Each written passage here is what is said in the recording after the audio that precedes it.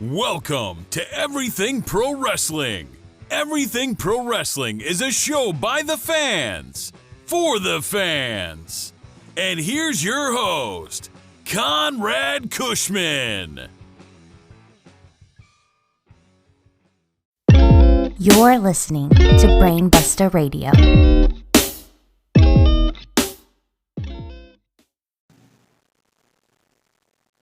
This is Evolve Wrestling's Anthony Green, and you are listening to Everything Pro Wrestling on Brainbuster Radio. Welcome to Everything Pro Wrestling. Everything Pro Wrestling is a show by the fans, for the fans. And I am your host, Conrad Cushman, and we are here today with our second EPW Q&A. Now, you guys are probably wondering, why are we getting another Q&A today? Well, here's why. I couldn't do a really long podcast today because I'm going to be attending Ring of Honor and New Japan's War of the World show. I am looking forward to this show. It's going to be awesome. So many good things are happening on this card. The card looks tremendous. And if you guys want a review of the show, check out my YouTube channel and subscribe to the channel to get that review. How can you find it? Well, I have a link down below like I usually do, but I also have something new. We have a link tree. What is that?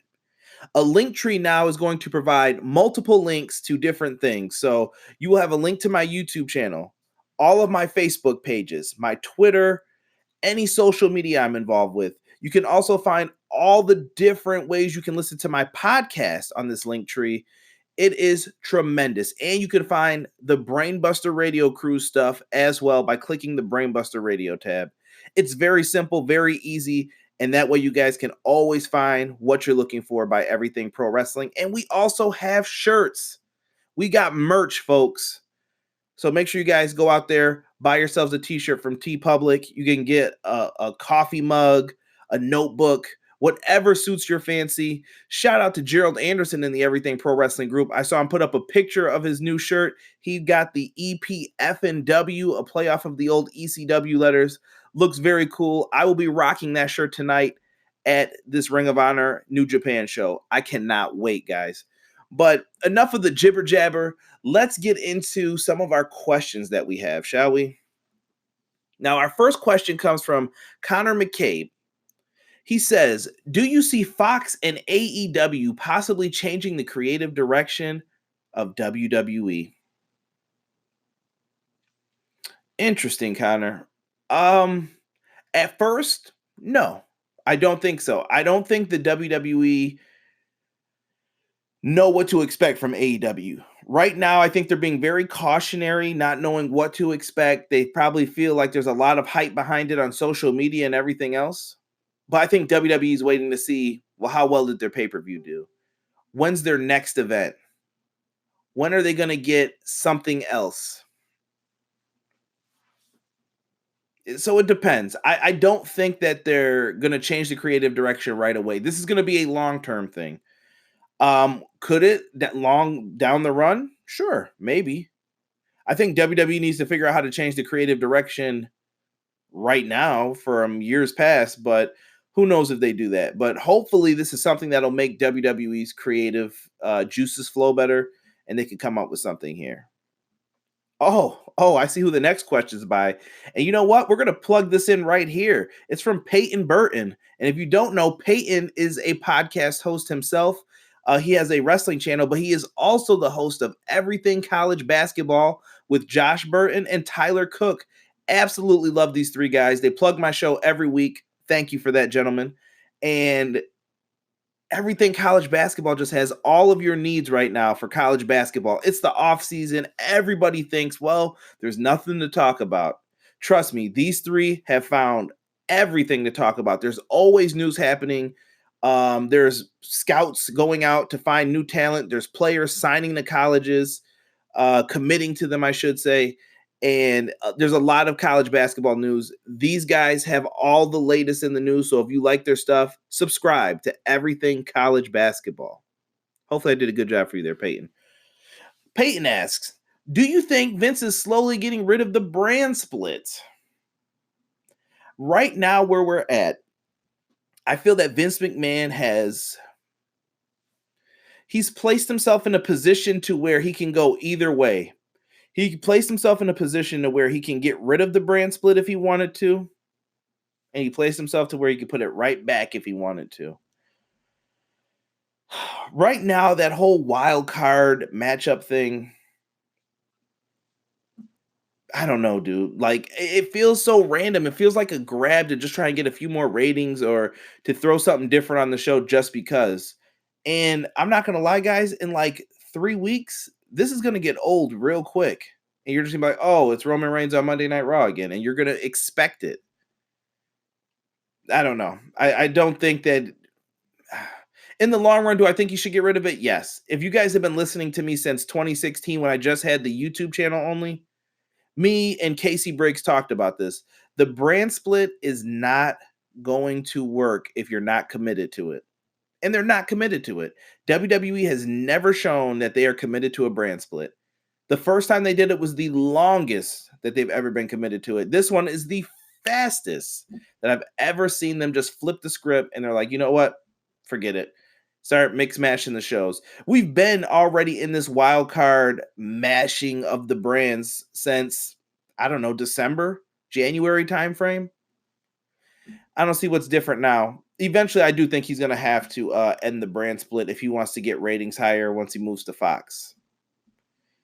My man Anthony Dowse, that's Ant the Gamer on YouTube. You guys can check out his content. He does a lot of WWE, like 2K19, 2K18. He does a lot of video game stuff. So if you're a video gamer, check out my man ADG.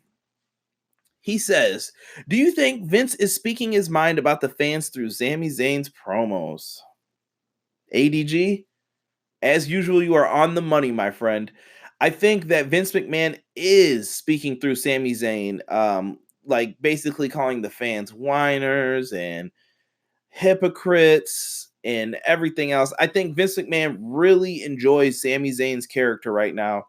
He was the one who kind of convinced Sami to go heel and showed him the way and how he wanted him to act. I believe I remember hearing that from like interviews, even with Sami Zayn. And Sami didn't like it at first, but then Vince showed him, like, this is what I want you to do. And it worked out. I think Vince is invested in this character. And Sami Zayn is a really good promo. I'm not going to lie. I think he's been one of the top 3 in the company lately. Yeah, so Vince is definitely speaking through Sami Zayn in the promos. Vince is a man-child. And I don't know if a lot of people notice this, but if someone farts and it smells really bad, Vince is going to try and fart harder. Like, this is man-child stuff that he does. So him talking through someone else for promos, it's just, I don't know. I think he's just always lived his life as a kid. I mean, it's part of the wrestling business. Very weird. And I think he knows when it's time to make money. He knows what he needs to do. But when he wants to have fun, he's going to do it the Vince McMahon way. And to him, this is probably fun. Shout out to Gerald Anderson once again. This is where he had posted the pic in the group. I appreciate that. Let's see here. We have Jesus De Leon hitting me with a bunch of questions right here. So it looks like Jesus is going to round out this Q&A. Let's see here. So first, he says, what do you think of that Pac promo? Good thing that I saw this beforehand and I got to watch the AEW's video for the week on Nightmare Family on YouTube. And that Pac promo I thought was very well done when he was talking about Hangman Page, talking about being undefeated for 20 months. Pac is a tremendous wrestler, and I like the intensity that he's bringing with his promos.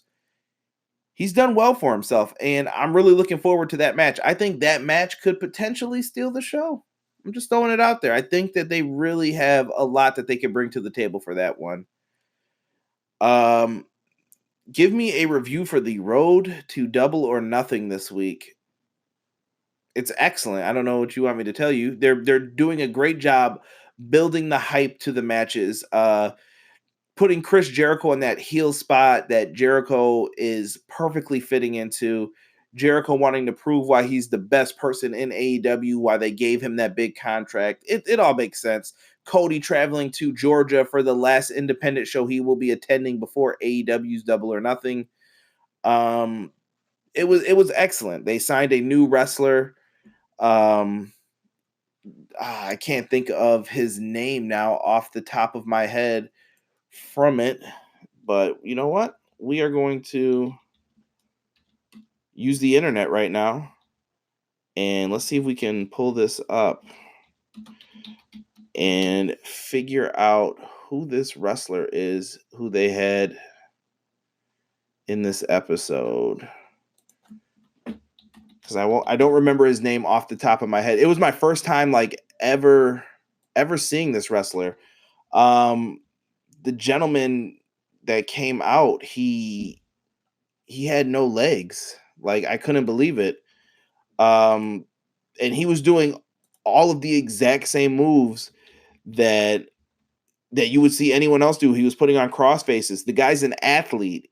He is amazing to watch in ring, doing flips over the top rope. The strength that this man has is crazy.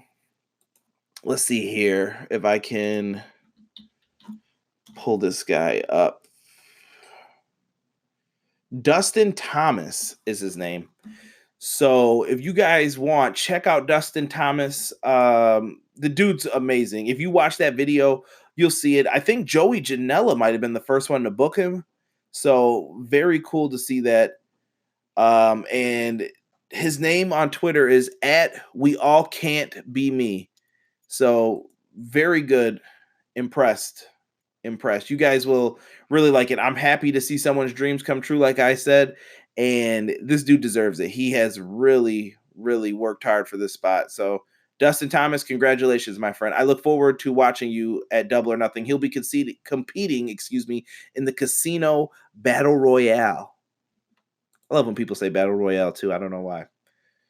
Let's get to our next question here, which is, what is something big that needs to change on the main roster? I think creative storytelling is the biggest thing that I'd like to see change in. I almost want to say morale, but I don't care if you're miserable backstage as long as you're putting on a good product from a fan's point of view, to that retrospect. But you know what? That has an effect on the fans too. So you know what? Morale is important, but let's stick with what I said originally. Let's stick with that creative direction for a second. WWE storylines are lackluster. If someone could explain to me a storyline that just didn't fall into their lap, like Kofi Kingston, Daniel Bryan, what's the last really good story that WWE put together? I've seen some that had potential, but what's the last one recently that you'd be like, man, that was a really good storyline? I haven't seen them since probably maybe the brand split with SmackDown, maybe. But they haven't had like a really good story to me since John Cena, CM Punk. That was the last one that I was like, oh yeah, I'm really invested in this. I have to see what happens. They need to fix their storytelling. Favorite Ambrose match in WWE? All right, Jesus, I'm going to answer this one as well, but I'm going to kind of cheat here a little bit because you didn't specify. So my favorite Dean Ambrose match is actually The Shield versus the Wyatt family. Excellent match. I thought that was so cool to see those factions stand in the middle of that ring, and they were getting freaking cheered. And this is awesome chance before they even locked up because of how over both those groups were at the time. And that was something to behold and very cool to see. So that's my favorite match by the Shield. Let's see. Do you think it was a dumb move for them to turn Kevin Owens heel? Hell no. I'm on board with that. I think Kevin Owens is better off as a heel. He plays the role much better. As a babyface, it's hard to cheer Kevin Owens. We were all sitting there wondering when he was going to turn. So he's not the guy that you're going to believe is a nice, soft, fluffy babyface that you can get behind. You see Dominic wrestling soon in WWE. No, I think Dominic could be in the Performance Center. Maybe they'll have Dominic go and wrestle a few other places, NXT UK maybe. But I think Dominic will get a shot in WWE eventually, but not right now, not soon. Do you think David Starr is joining AEW? For now, no. I think David Starr is tremendous and maybe someone they have their eye on, but at this moment, I think AEW is almost set with their pay-per-view and who they're ready to announce at this point. Maybe by the time the television deal comes around, maybe. But for right now, I think David Starr is good where he's at, and maybe we'll see him join a promotion in the future. Next question here. Why do you think everybody from NXT doesn't want to get called up? Don't get that mindset. Look at what they've done. Wait, why do you think everybody wants? No, I don't understand what the question is here. I assume that you're trying to ask, why does everybody not want to be called? I mean, let's talk about the NXT call up situation here, because you put examples of Sanity, EC3, Apollo Crews, AOPP, Ty Dillinger, Ruby Riott. People don't want to get called up from NXT because there's no focus on them anymore. They just become another bump in the road. They don't know, hey, let's do this, let's do that with you. You kind of just go up to the main roster. You're forgotten about. You chill backstage. Then you do 50-50 booking.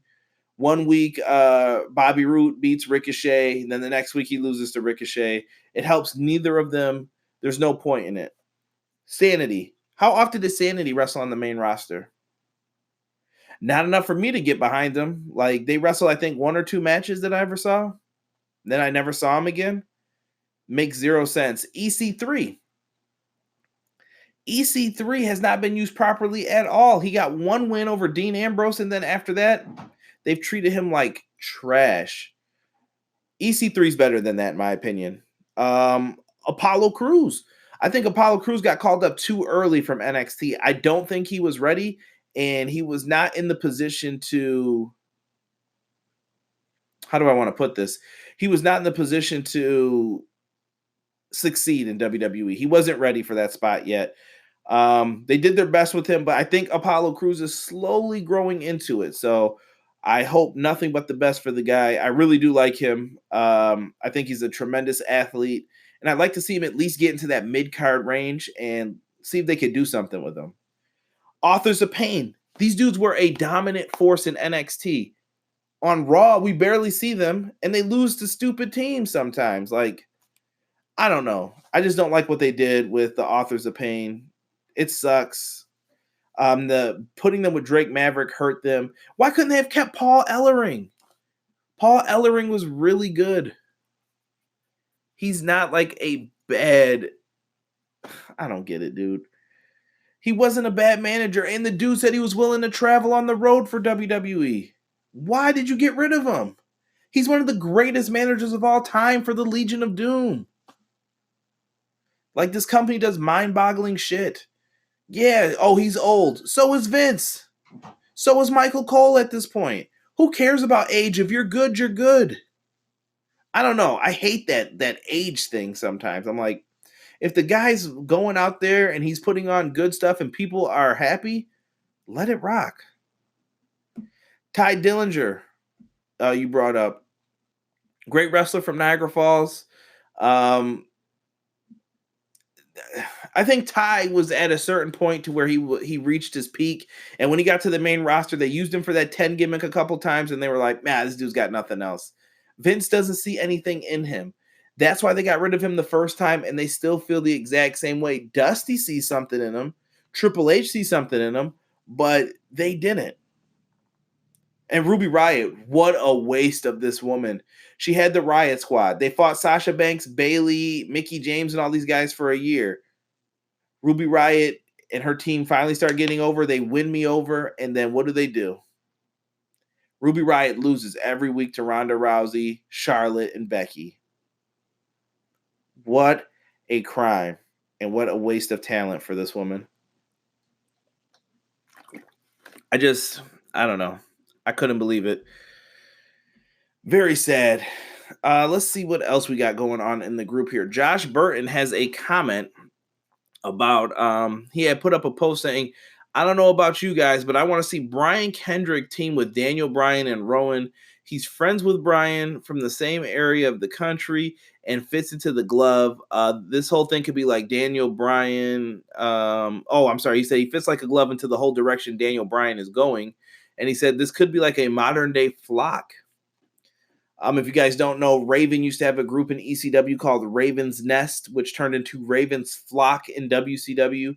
A group of misfits and lost wrestlers would end up joining Raven to kind of be his patsies to his bigger opponents. And yeah, it could be interesting with that. I like Kendrick, but I think Kendrick is really good in the training aspect.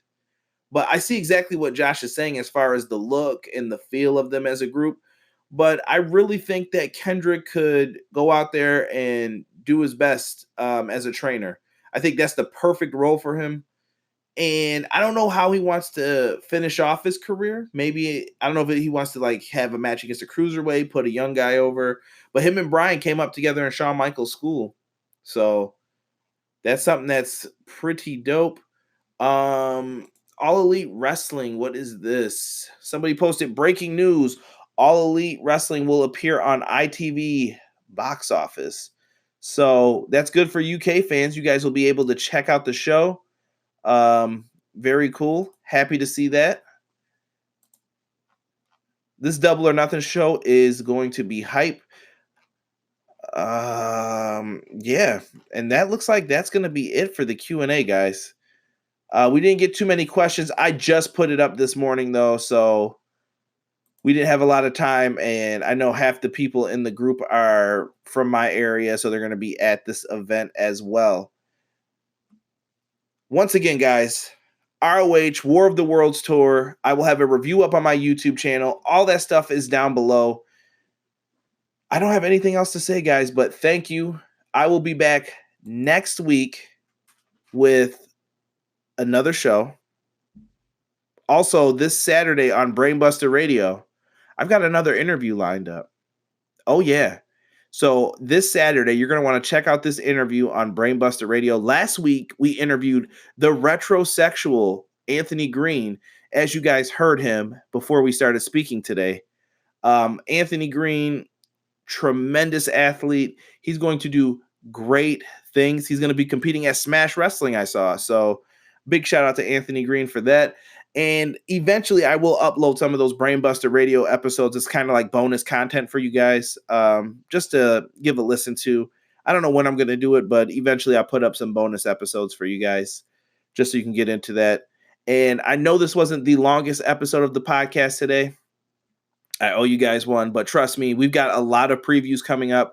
We are going to have the Double or Nothing preview. And even before that, we're going to have the WWE Money in the Bank preview. Lots of stuff happening in the world of wrestling. So you know I'll be around. But if you listen to this, thank you. Check out the links in the description, and we're out. Peace.